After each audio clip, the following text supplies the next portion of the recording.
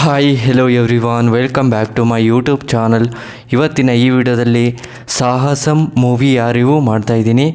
ಈ ಮೂವಿಯ ಕಲೆಕ್ಷನ್ ಏನು, ಬಜೆಟ್ ಏನು, ಸ್ಟೋರಿ ಏನು, ರನ್ನಿಂಗ್ ಟೈಮ್ ಏನು, ಬಿಡುಗಡೆ ಆಗಿದ್ದ ದಿನಾಂಕ, ಡೈರೆಕ್ಟರ್, ಪ್ರೊಡ್ಯೂಸರ್ ಹಲವಾರು ಫ್ಯಾಕ್ಟ್ಗಳನ್ನು ಈ ವಿಡಿಯೋದಲ್ಲಿ ತಿಳ್ಕೊಬರೋಣ. ಅದಕ್ಕೂ ಮುಂಚೆ ನಮ್ಮ ಚಾನಲ್ಗೆ ಸಬ್ಸ್ಕ್ರೈಬ್ ಆಗಿಲ್ಲ ಅಂದರೆ ಸಬ್ಸ್ಕ್ರೈಬ್ ಮಾಡಿಕೊಂಡು ಕೆಳಗಡೆ ಕಾಣ್ತಿರೋ ಬೆಲ್ಲೈಕನ್ನು ಕ್ಲಿಕ್ ಮಾಡಿಕೊಳ್ಳಿ. ಬನ್ನಿ ಗಾಯ್ಸ್, ಇವತ್ತಿನ ವಿಡಿಯೋವನ್ನು ಶುರು ಮಾಡೋಣ.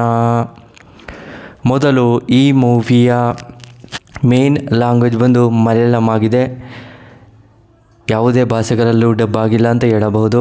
ಹಾಗೆಯೇ ಬಿಡುಗಡೆ ಆಗಿದ್ದ ದಿನಾಂಕ ಆಗಸ್ಟ್ 8, 2025 ಬಿಡುಗಡೆ ಆಗಿರುವಂಥ ಸಿನಿಮಾವಾಗಿದೆ ಅಂತ ಹೇಳಬಹುದು.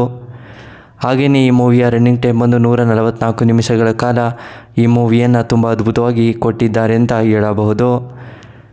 ಹಾಗೆಯೇ ಈ ಮೂವಿಯ director by Bibun Krishna, producer by Ranish K.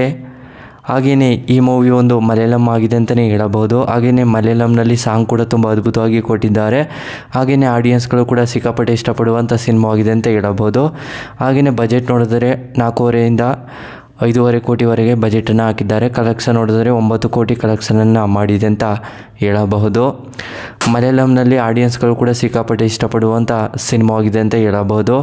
ಹಾಗೆಯೇ ಈ ಮೂವಿಯಲ್ಲಿ ಹೆಚ್ಚಿನ ರಿವ್ಯೂಸ್ಗಳು ಕೂಡ ತುಂಬ ಅದ್ಭುತವಾಗಿ ಕೊಟ್ಟಿದ್ದಾರೆ. ಮಲಯಾಳಂ ಆ್ಯಕ್ಟರ್ಸ್ಗಳೆಲ್ಲ ನಟನೆ ಮಾಡಿದ್ದಾರೆ ಅಂತಲೇ ಹೇಳಬಹುದು.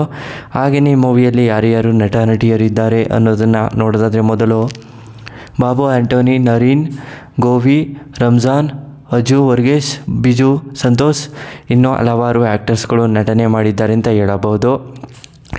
ಹಾಗೆಯೇ ಮಲಯಾಳಂನಲ್ಲಿ ಆ್ಯಕ್ಟರ್ಸ್ಗಳೆಲ್ಲ ತುಂಬ ಅದ್ಭುತವಾಗಿ ನಟನೆ ಮಾಡಿದ್ದಾರೆ. ಹಾಗೆಯೇ ಆಡಿಯನ್ಸ್ಗಳು ಕೂಡ ಸಿಕ್ಕಾಪಟ್ಟೆ ಇಷ್ಟಪಡುವಂಥ ಸಿನಿಮಾವಾಗಿದೆ ಅಂತ ಹೇಳಬಹುದು. ಹಾಗೆಯೇ ಈ ಮೂವಿಯ ಒಂದೇ ಸ್ಟೋರಿ ಹೇಳಿದ್ರೆ, ಆರಿಫ್ ಅನ್ನೋ ವ್ಯಕ್ತಿ ಇರ್ತಾರೆ. ಆರಿಫು ಅವರ ತಂದೆ ತಾಯಿ ಇರ್ತಾರೆ.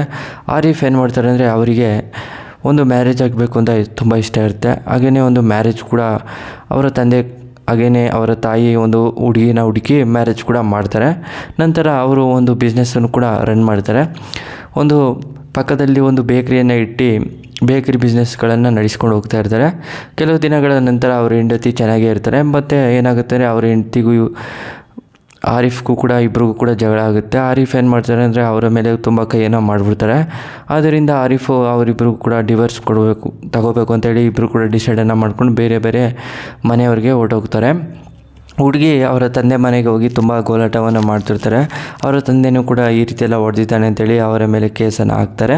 ಮತ್ತು ಆರಿಫುಗೆ ಪೊಲೀಸ್ನವ್ರು ಕರ್ಕೊಂಡೋಗಿ ಈ ರೀತಿಯೆಲ್ಲ ವಿಚಾರಣೆಯನ್ನು ಮಾಡ್ತಾರೆ. ಈ ರೀತಿಯೆಲ್ಲ ಹೊಡೆದಿದೆಯಲ್ಲ, ಈ ರೀತಿ ಏಕೆ, ನೀವಿಬ್ಬರು ಗಂಡ ಇರ್ತೀರಲ್ವಾ, ಈ ರೀತಿಯೆಲ್ಲ ಒಂದು ಬುದ್ಧಿವಾದವನ್ನು ಹೇಳ್ತಾರೆ. ಆದರೂ ಕೂಡ ಆರಿಫ್ ಅವರು ಸರಿ ಅಂತೇಳಿ ಕೇಳಿಕೊಂಡು ಹಾಗೆಯೇ ಕ್ಷಮಾಪಣೆಯನ್ನು ಕೇಳಿಕೊಂಡು ಇಬ್ಬರು ಕೂಡ ಒಂದಾಗೋಕ್ಕೆ ಪ್ರಯತ್ನವನ್ನು ಪಡ್ತಾರೆ. ಆದರೆ ಆಗೋದಿಲ್ಲ. ಮತ್ತು ಅವರಿಬ್ಬರು ತಂದೆ ತಾಯಿ ಇದ್ದರೂ ಕೂಡ ಇವರನ್ನು ಒಂದು ಜೊತೆಯಲ್ಲಿ ಒಂದು ಖುಷಿ ಮೂಮೆಂಟನ್ನು ಮಾಡಿಸ್ಬೇಕು ಅಂತೇಳಿ ಒಂದು ಪಾರ್ಟಿಯನ್ನು ಇಟ್ಟಿರ್ತಾರೆ. ಅಲ್ಲಿ ಎಂಜಾಯ್ಮೆಂಟನ್ನು ಮಾಡ್ತಿರೋ ಸಂದರ್ಭದಲ್ಲಿ ಆರಿಫ್ ಅವರ ಹೆಂಡತಿಯನ್ನು ಯಾರೋ ಕಿಡ್ನಾಪ್ ಮಾಡ್ಕೊಂಡು ಹೊರಟೋಗ್ತಾರೆ. ಮತ್ತು ಆರಿಫು ಆ ಕಿಡ್ನಾಪನ್ನು ಚೇಸನ್ನು ಮಾಡ್ಕೊಂಡು ಹೋಗ್ತಾ ಇರೋ ಸಂದರ್ಭದಲ್ಲಿ, ಆದರೆ ಆರಿಫ್ ಫ್ರೆಂಡ್ಸ್ಗಳೇ ಆ ಹುಡುಗಿನ ಕಿಡ್ನಾಪನ್ನು ಮಾಡಿರ್ತಾರೆ. ಅವರಿಗೂ ಆರಿಫ್ಗೂ ಕೂಡ ಜಗಳ ಆಗುತ್ತೆ. ಅದರಲ್ಲಿ